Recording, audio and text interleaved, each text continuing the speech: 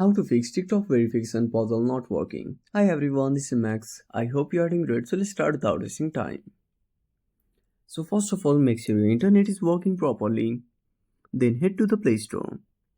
Now at the bottom right corner, tap on the search icon and search for TikTok. Now make sure to update to the latest version. Now after updating, go back to your home screen. Open up settings. Now scroll down and tap on apps. Now click on app management. Now tap on the search bar and type TikTok. Click on TikTok. Now tap on force stop. Now go to storage usage.